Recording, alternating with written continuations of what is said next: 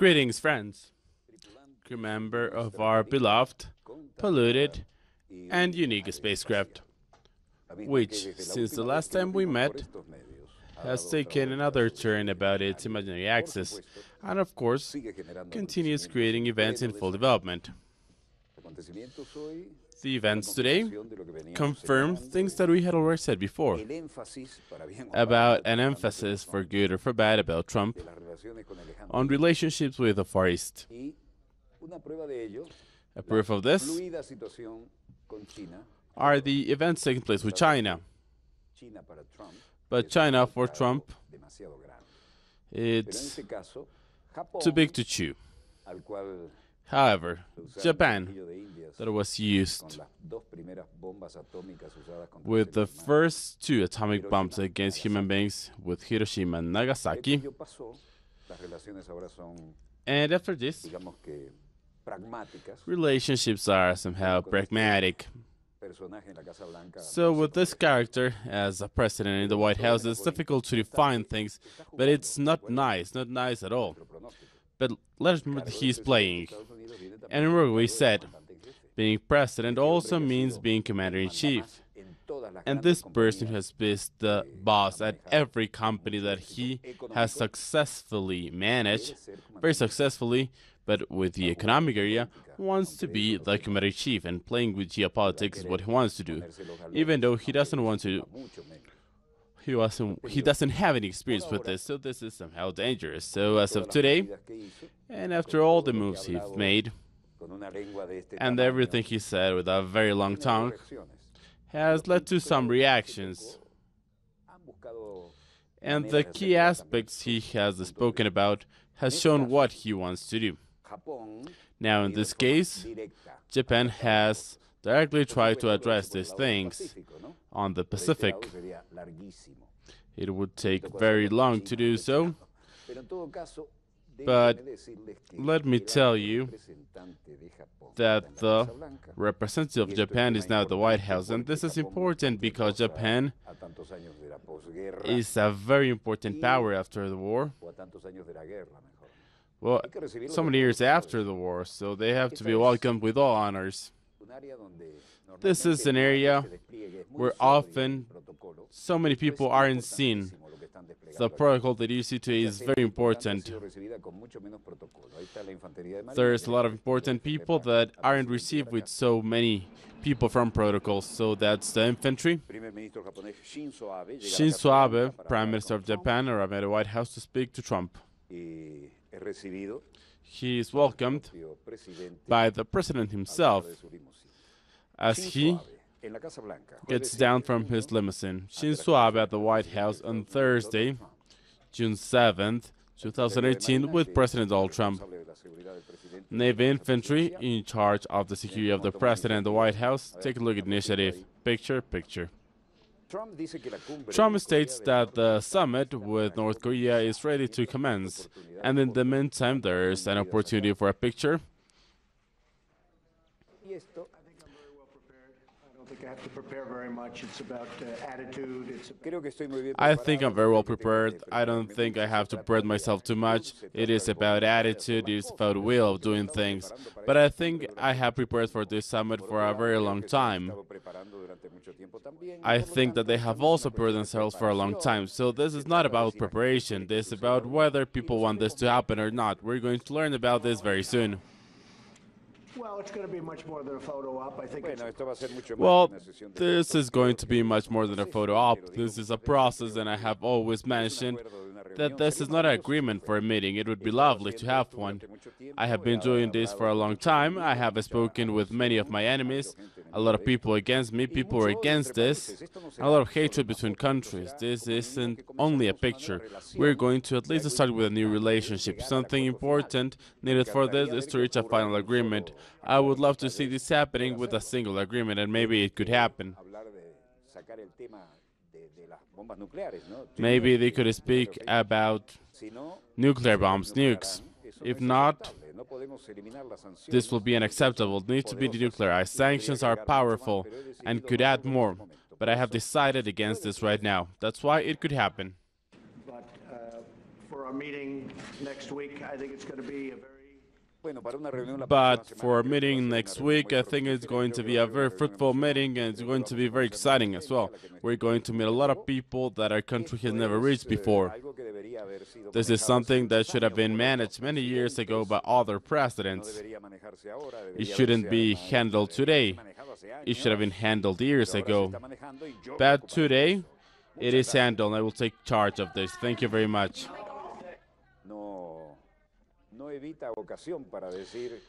He uses every occasion to say things like this.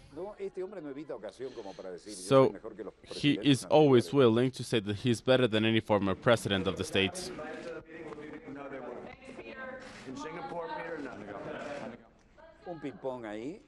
So a round of questions. A little bit rude because there's nothing given to the guest. Experts explain why the meeting of Trump and Kim will take place in Singapore. Lawrence Loh, associate professor of the University of Singapore. US and North Korea. First of all, it's politically neutral.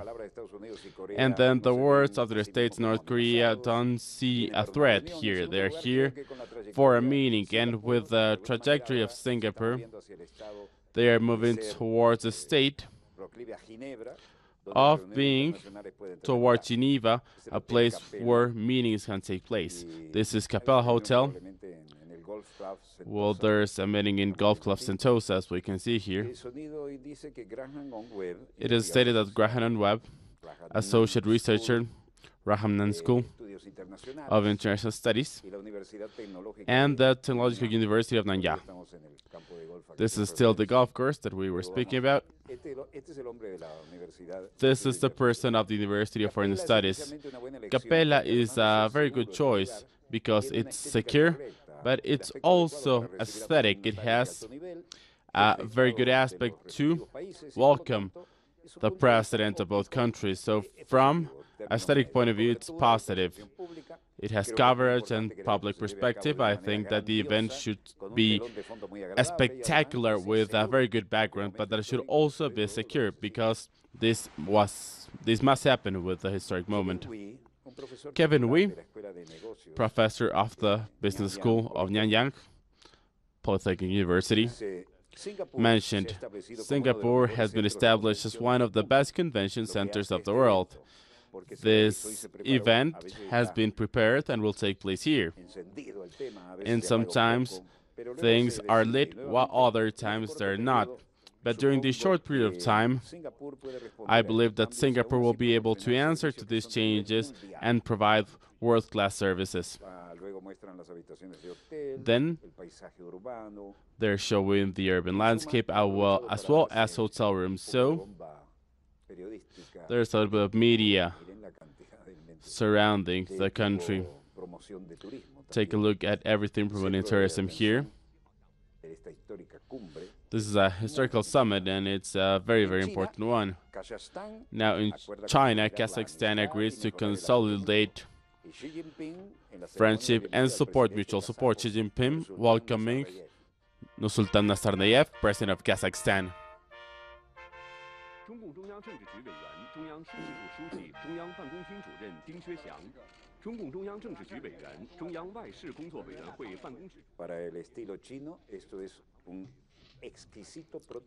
This is the best protocol for the Chinese style, being welcomed with all honors. Prime Minister Li Keqiang with Nazarbayev, a meeting with Nazarbayev, the national anthems.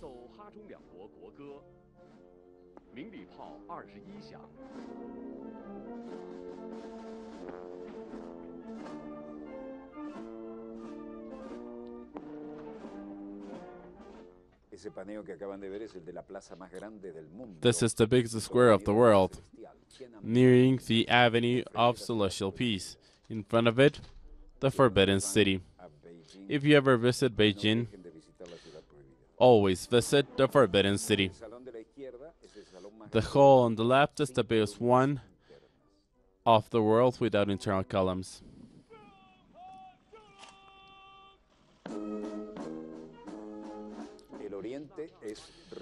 East is red, This is the march where Johnson was welcome, where we had black and white TV. Remember that president?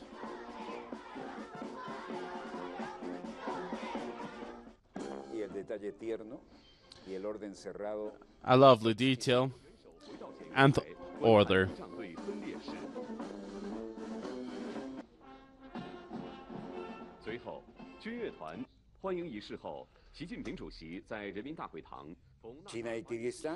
China and Kyrgyzstan have agreed to deepen bilateral cooperation.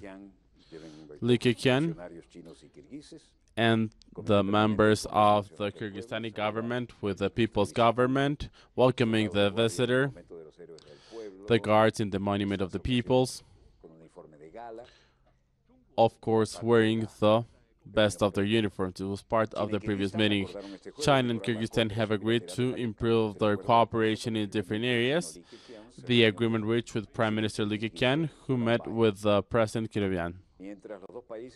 In the meantime, both countries have agreed to create a comprehensive agreement during their talks. There are great expectations from the media.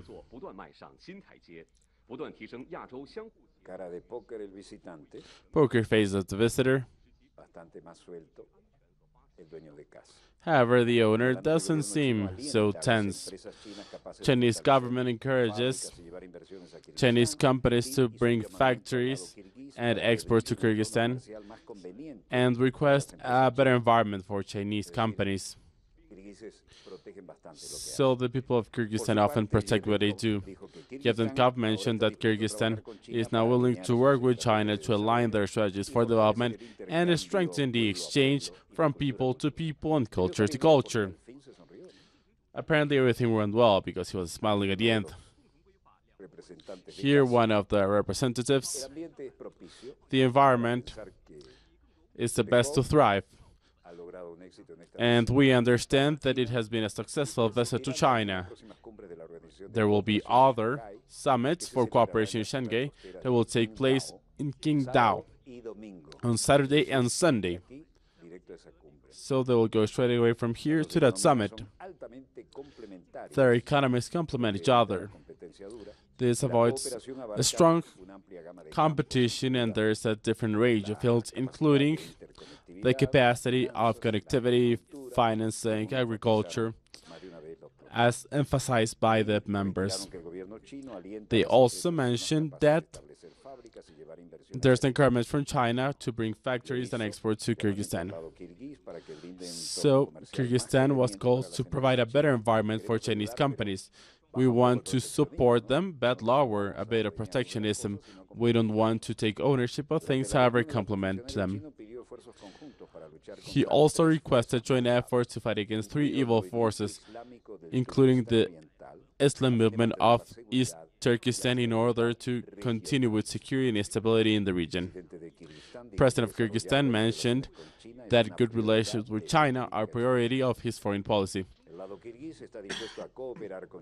Kyrgyzstan is willing to cooperate with China to take strong measures against the three evil forces and support the initiative of the Belt and the Route, as well as promoting the exchange between the legislation forces of the rest of the countries. Jamaica also sent flowers to the heroes of Tiananmen Square, as we saw at the beginning, with the band and the parade.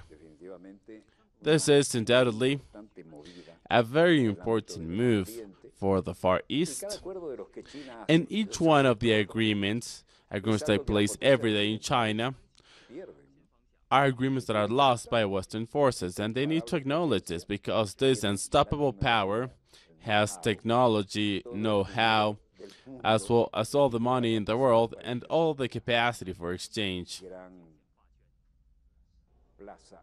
The big square. Defense Minister of NATO want to build a unified front against whom? Against Russia. We were telling you that the environment was doing so, and it's confirmed right now. Secretary of Defense, Chief Madam, ministers and journalists in the meeting room, General Secretary of NATO, Jens Stoltenberg, and Mathis, welcoming the Minister of Defense of Italy, Elisabeth Trenta. Stoltenberg and Mathis walk into the room greeting all the representatives. Minister of Defense of Denmark, Jens Lofseth Pedersen. Stoltenberg Mattis, Minister of Defense of Estonia, Juri Gluv. Minister of Defense of Canada, Arjit Shaham. And yes, he is Canadian, however, he complies with his Oriental culture. So people take a look at the paper, other people greeting each other, and the Minister Ursula von der Leyen of Germany, Jacques Stoltenberg and Mate is also speaking there. After that, the Minister of Defense of the Czech Republic will speak to them. And then they're speaking with the German army, with Hassan, and the president of the military community of the NATO, Petr Pavlin. The Minister of Belgium, Etienne de Gavert, walking down the hall. Flags of the NATO everywhere. Stoltenberg greeting the Defense Minister of Ukraine, Stefan Voltorak. Stoltenberg and Svoltorak sitting down. Very important meeting of NATO. First meeting of the new Crystal and Steel headquarters. Secretary of Defense of the States, Jim Mattis, who was relaxed and smiling during the meetings in closed doors that were shown to journalists. However, they did not speak publicly in NATO. Many ministers also avoided any public comments. Trump's rhetoric of America First didn't help this summit at all. Jens Stoltenberg, now Secretary of the NATO. I am happy about the ceasefire from President Kani and the government of national unity. This is a positive step for peace. NATO supports a process of peace and conciliation directed by the Afghanian and for the Afghanian. I welcome the fact that Germany has stopped the cuts. I welcome the fact that Germany has cut the cuts, that Germany has increased the expenditure for defense, and the plan to increase this in 80% over a decade. So these are steps towards the right direction. These are part of a pattern that we can see in Europe and Canada, where allies invest more for defense. Stoltenberg leaving the conference. Ursula von der Leyen reaching the headquarters. She's looking quite well today.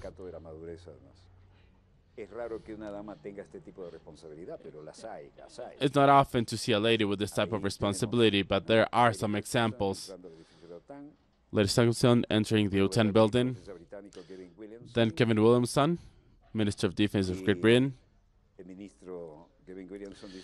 And the minister mentioned it's wonderful being here at the NATO, and it's wonderful to mention that the Royal Air Force next year will be deployed in Estonia to carry out aerial surveillance. The same thing will happen in Iceland. Well, it is wonderful to be here at NATO, and it's great to be able to announce the fact that the RAF next year are going to be deploying to Estonia to do air policing, and to Iceland as well. The reason for this, as we live in a more uncertain world, is to make sure that we... Then he confirms the news about the Royal Air Force deployed in Estonia, and as we live in an uncertain world, we want to ensure that we can demonstrate retaliation, and the UK is willing to go hand by hand with our allies, just like they want to do with us. Minister of Defense of Italia, Elisabetta Trenta, arriving at the NATO. The Minister of Defense of the Netherlands, Jan Billenveld, also reaching the NATO and entering the building of the organization. A lot of ladies today at the NATO with very important responsibilities.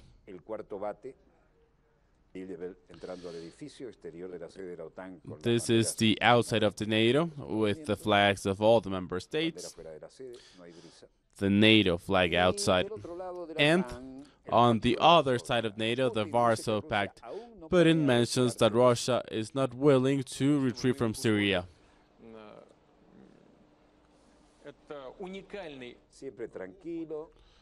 Always calm and clear. Poker face, no gesture. Our armed forces for combat are a unique experience, a unique tool to improve our armed forces. We cannot compare any exercise with the use of armed forces with a combat condition. We'll never forget those who were lost in combat. We'll never forget those who did not come back. This was an important mission as well as a very honorable one. This person who knows what it's like to be at war and to have their life at stake knows how to answer to the families. Let me remind you that thousands of militants living in the Federation of Russia and also countries of Central Asia where our border is not controlled met in Syria. It was better to work with them, to destroy them there, instead of welcoming there with our weapons in hand.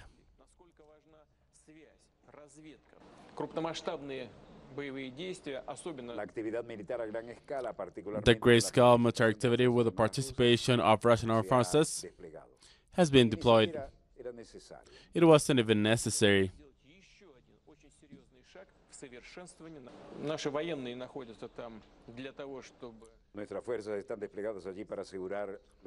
Our forces are deployed there to ensure the interests of Russia in a vital part of the world, very close to our territory, and they will remain there. He's speaking about Syria, as long as it provides a benefit for Russia.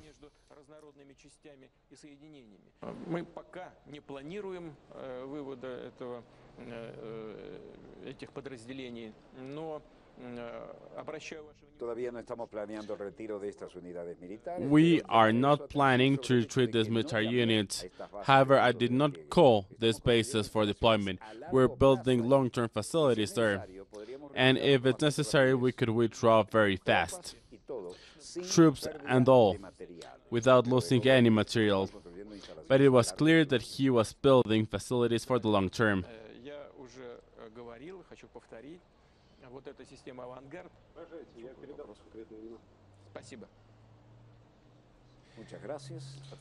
Thank you very much, спасибо.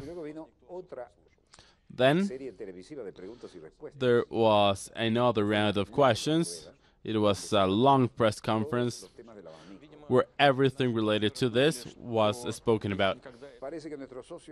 It's apparent that our partners thought that this would have never affected them, this policy of restrictions and sanctions. However, we see today that this is happening.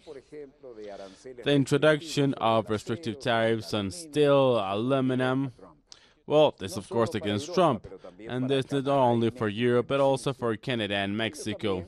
Essentially, they are also acquiescing to the sanctions. We need to have rules of commitment unified that are well understood and solid, both for security and cooperation. Then, while smiling, he answered, "Many of my colleagues weren't happy. They said that I was too tough, that it was out of place. But what they're speaking about?" He was saying that the states are extending jurisdiction of the laws beyond their own national borders. And what the states are doing is unacceptable. And this is specifically what is happening today.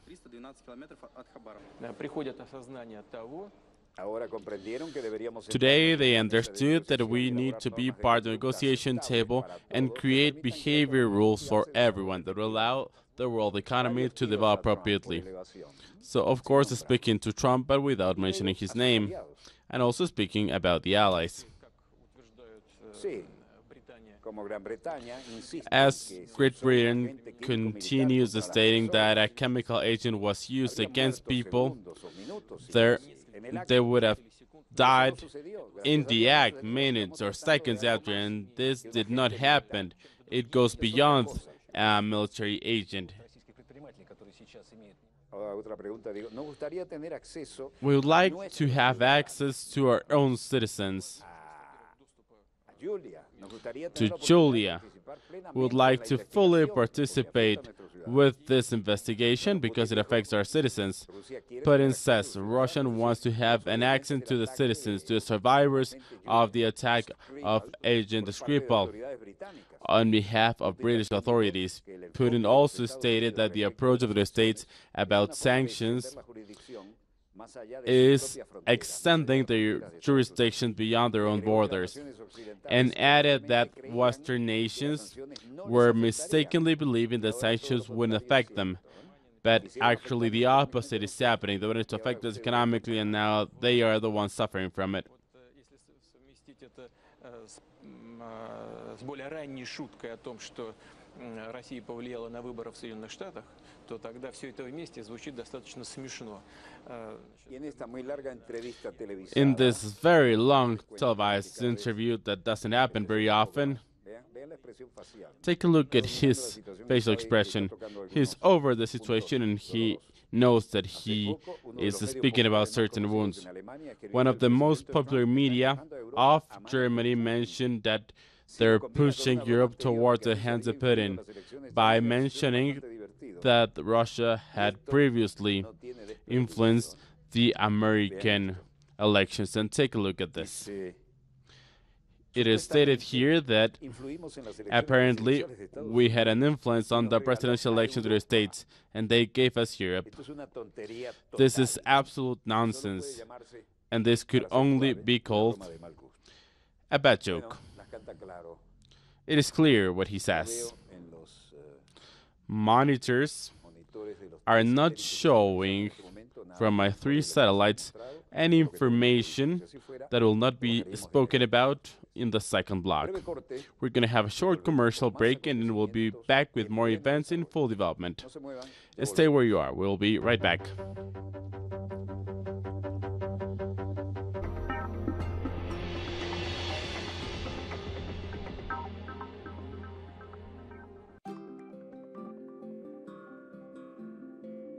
In South America and the Caribbean, we face challenges, looking for ways of contributing to solutions to the nations. With a uniting feeling, though before the attack of those imposing themselves, we defend an ideal of an inspiring struggle. We are together, preserving our traditions, integrated, being one South.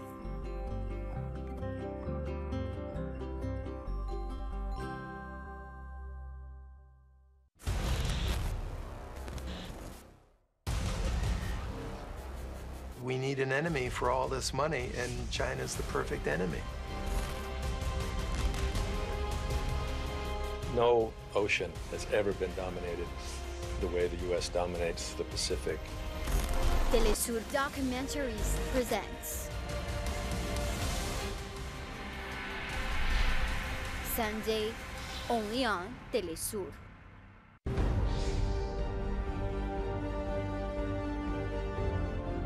Acompañamos a los pueblos que resisten en cada una de sus luchas. Somos esa ventana que se abre para visibilizarlos entre fronteras.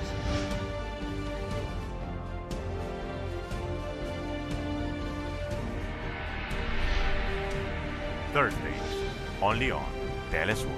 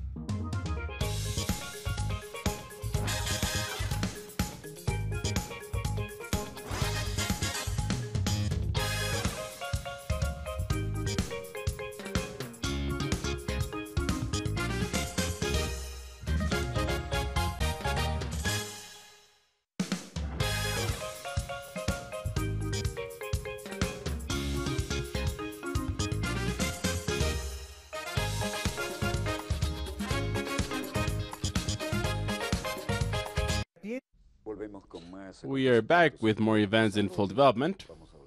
We're going to speak about Bravo Eco 11, our ambassador without borders. The statement of the Bolivian Army of Thursday, June 7, 2018, operational activities. Let me tell you that for purists who are asking why there aren't any stars there, well then the volunteers have sent one with 8 stars, and it is a different ship, because opening the other one, the jewel, is a crime and it can only be done by a professional. So there are the 8 stars. So let us continue speaking about where Bravo Eco is today.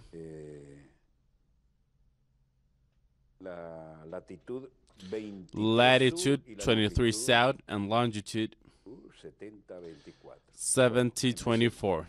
So let's start. Latitude 23 south.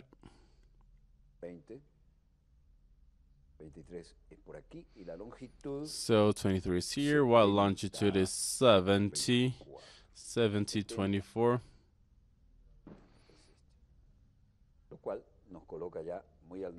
So now we are north of Chile, near Arica.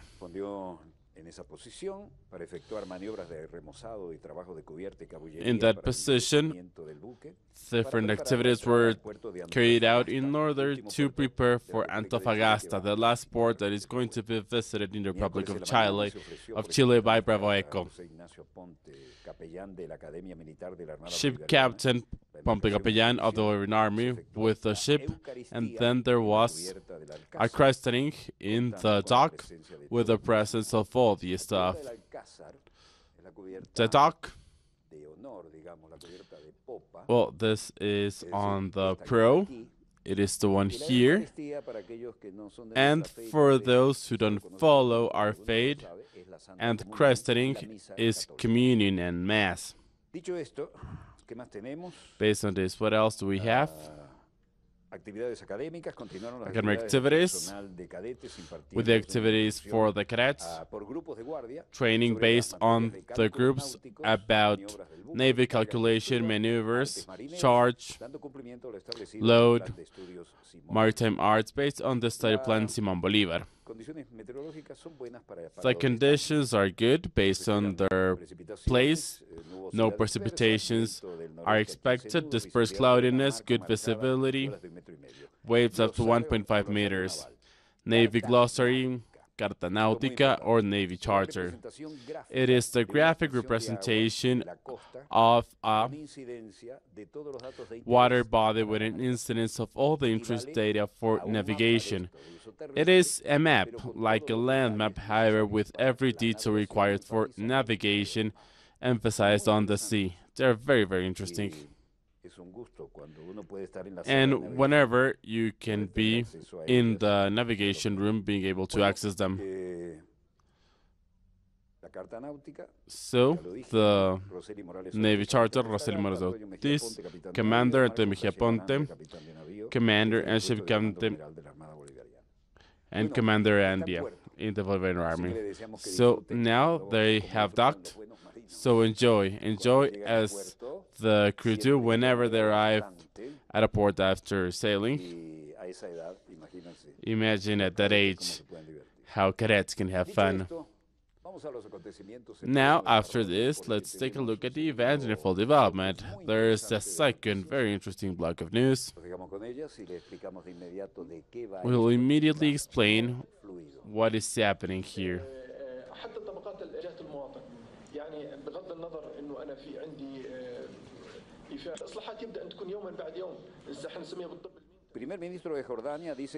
Jordan's prime minister trying to withdraw the taxes. That was a very important piece of news. Rassaz mentioned, we've been through difficult times during the last 2 weeks, but we've learned important lessons about this. The most important one is that something as important as the tax law on income should not be rushed.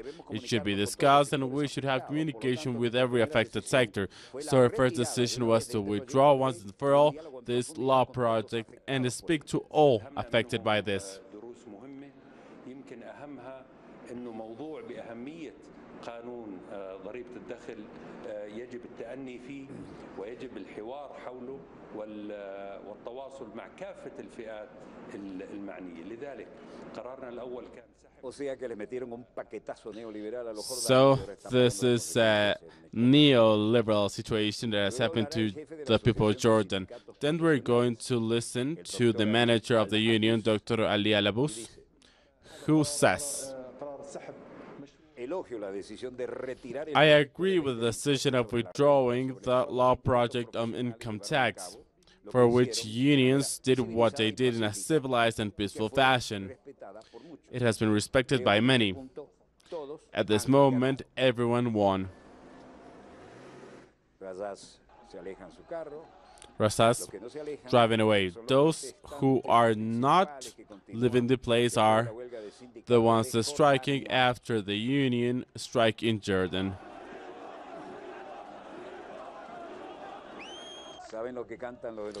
Do you know what they are saying? They're saying we are free and we don't fear death.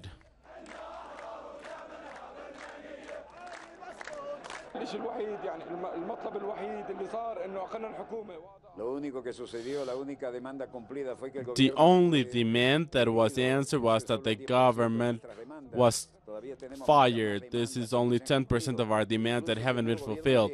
If there's a new government, they haven't fulfilled anything. We will still be in the street until our demands are fulfilled. We want justice, dignity, and bread. So this is a neoliberal condition. It always happens like this. They say we only worship God. Officers of the force ready. Igmariamur mentioned, I am 36 and I'm unemployed. I have been between jobs for 2 years. The best salary that I have been able to receive is $250. This is just enough for transportation from and back to work. That's the only thing we have in this country. I lived abroad for 3 years, but I don't want to leave my country. I love my country. I want to stay here. Even if I starve to death, I will not leave. So they will continue fighting.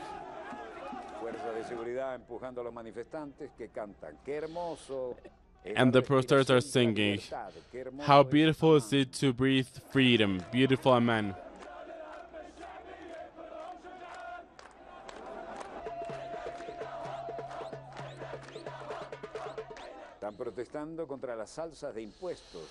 Protesting against taxes nearing the office of Prime Minister Yemen. Jorge Arraza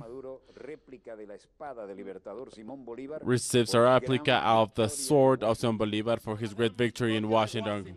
It's been the great victory of Washington. We've been to the capital of the empire and the victory is in our hands, heroes of our nation.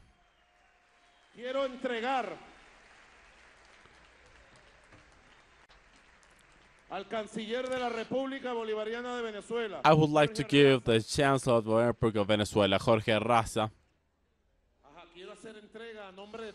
on behalf of our people and in front of the public, nationally and internationally, Chancellor Jorge Arraza, for being the driver of this battle so bravely, bringing the truth of Venezuela, answering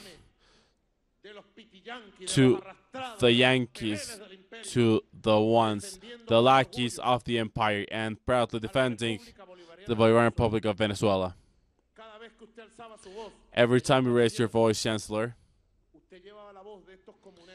you brought the voice of these people, of these workers. Let us not forget about this. When we raise our voice and defend Venezuela, we do this for the humble women of our neighborhoods. We do this for these workers, for the militants, for the soldiers of the revolution. We do it for the youth. We do it for the working class, for the farmers. We do it for our people. We must continue with our fight. It has been a great victory, and new battles will come for truth in the OAS and in the world, and Venezuela will always be victorious. Here I will give you the sword of liberator Simón Bolívar, the replica of the Carabao battle of our liberator Simón Bolívar. so that you can keep it in permanent combat for truth and the victory of the dignity of Venezuela.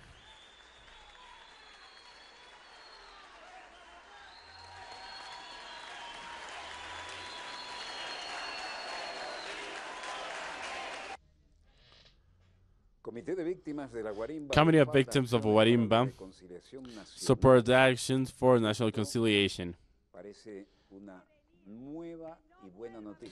This apparently are very good news. Venezuela will never again be part of moments of violence for the civilization of the constitutional order, the peace of the republic that will compromise the process of national independence of Venezuela. They have used the word that the beneficiaries of these substitution measures for jail will never take again the ways of political violence, but only of politics, of constitutional politics. Politics with democracy. Politics for peace. True justice for our family members, consolidating peace and having a irreversible revolution. That is true justice. For Taisa, for Robert, for Peladito, for each and every one of our family members. Have an irreversible revolution. Here, there will never be any political prisoners. People encouraged by the plan of the empire have committed violent crimes. Those who have given their name to activate acts of violence, some of them very difficult, that have led to our friends being murdered because they support the plan of the empire. In the meantime, in Guatemala, families weeping the victims of volcanoes. The death number is over 100 today.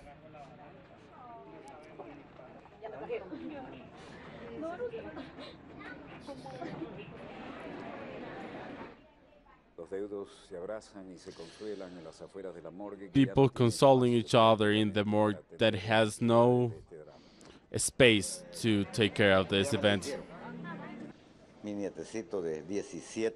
My 17-year-old, my 19-year-old, and my 22-year-old grandchildren, and my 38-year-old daughter. People might smile about this. I could be smiling, but inside I'm full of pain. But I will not be bitter. People tell me that I don't feel anything, but no, I am the only one who knows how I'm feeling inside. And it's very painful to lose my family. He lost his grandchildren and his daughter. 3 grandchildren, 1 daughter, and he continues.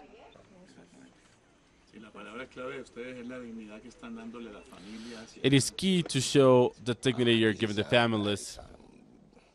An immense tragedy.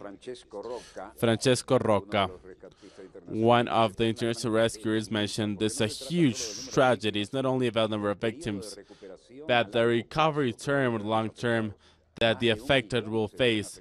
Over 1 million people were affected by the eruption. Many of them lost everything. They lost their way of living. That's why our commitment is to help these people for the near future to recover their activities, their normal life. These are the typical consequences.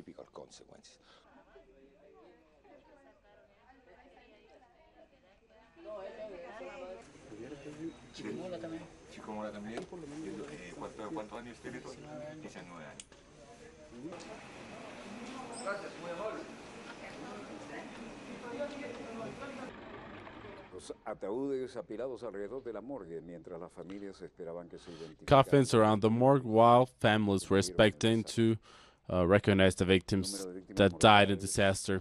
The death toll after the eruptions that started on July 3, and they have gradually increased. over 100. The search for survivors was temporarily suspended on Thursday due to the conditions that were dangerous for rescuers. Rescuers have been looking for survivors and victims under the debris. The eruption sent a lot of volcanic material to the cities.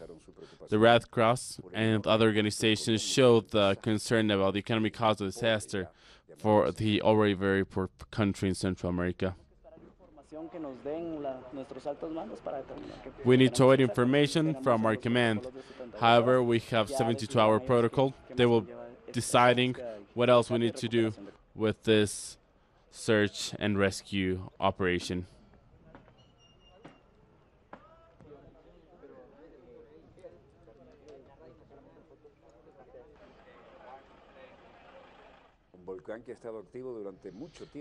A volcano that's been active for quite a long time, and people have learned to live with it some way.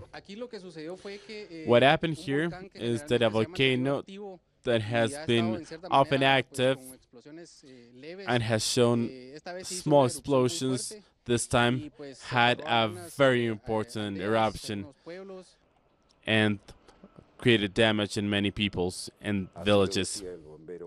This was stated by the firefighter. It affected every daily event. It changed the lives of thousands of people. Mino Marroquí, spokesperson of the humanitarian rescue team of Guatemala.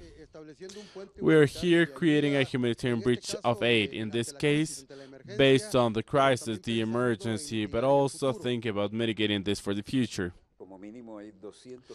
There are at least 200 people disappeared after the volcano of 3,673 meters. Well, it was its size before erupting on Sunday, that affected over 1.7 million people in all the villages nearby. As you can see, there is still smoke. Magma and ash destroyed many villages in the city of Guatemala, the capital, and affected the energy network as well as the international airport that just resumed activities on Monday just to have an aerial breach.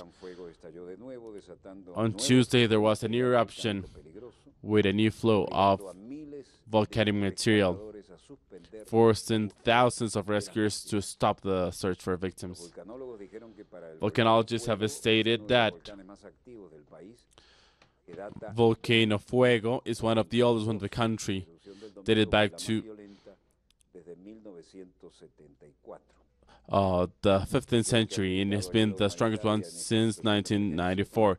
They have provided humanitarian support, at least expected to reduce somehow the impact of this disaster. This has been stated by Mino Marroquí, a spokesman of the rescue team of Guatemala.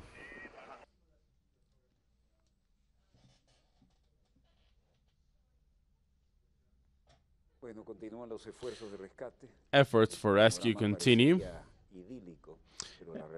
and it seems beautiful, however the reality is terrible. Thousands of rescuers, including firefighters, police officers, and soldiers, are fighting against terrible conditions to find survivors in the midst of the debris.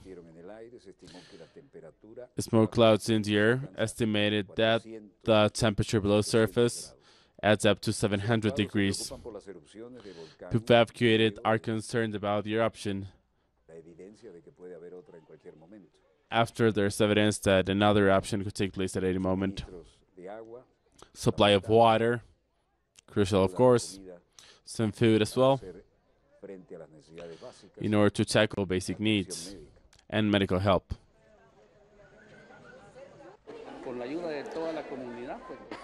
With the help of all the community,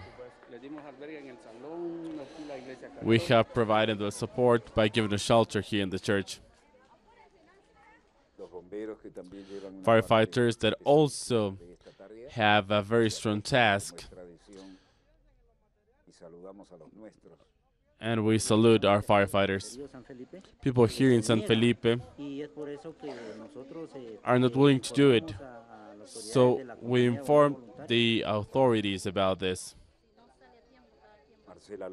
Marcela Lopez, who's been evacuated, provided her statement. This is a very dangerous place. People being brought to the shelters, rescuers, people buried, and people that need to be buried yet. Thousands of people that escaped the volcanic eruptions of Guatemala on Sunday are now looking for water, shelter, and food in the midst of concerns about new eruptions. And this could happen at any time. Take a look at the magma flowing down. The volcano has stopped shaking, but every new eruption creates possibilities for more destruction. Now, villagers bring their victims.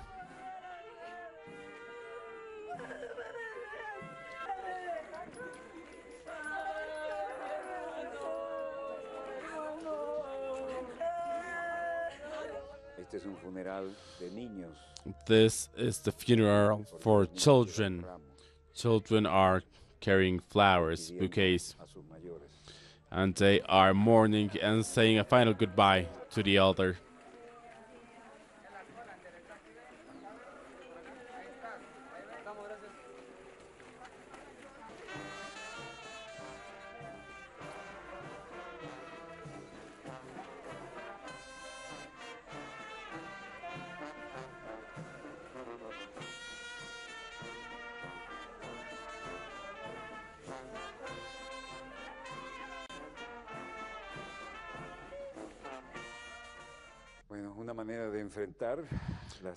This is a way to face this dramatic situation, and this is not over. The volcano is still active, and we cannot forecast or foresee what is going to happen. Once again, we express our solidarity to our brothers and sisters in the country of Guatemala. Wherever you may be, on the other side of the screen, thank you for allowing us to be there with you. From Studio 3 of Venezolana Televisión, the Dossier channel of national television, the one in TV and 5 in Charneca, in Venezuela. Here we close Dossier, the Dossier program in the Western Hemisphere of international satellite information. We salute the training of war correspondent that is in full development today in Maracaibo, a beautiful land. We've spoken to them. I've been a trainer, but on distance communication because I have to be in the show. If not, I would be there sharing with you. So whoever wants to be a war correspondent knows that they will have to face many variables. And sometimes they're as difficult as what we just saw with the volcano, sometimes even worse. I was in 6 different battlefronts and I wouldn't like to return. However, experience is not transferable, but teaching a new generation of journalists is something to take pride in, and there's always something to learn for events if we set this to practice. From Studio 3 of Venezuela Televisión, the pioneering channel of Venezuelan TV. This was Dossier, the UN program of the Western Hemisphere. I emphasize this, of international satellite information. This was Walter Martinez, host and producer. On behalf of Dossier team, thank you for allowing us to be there with you. Director, the floor is all yours.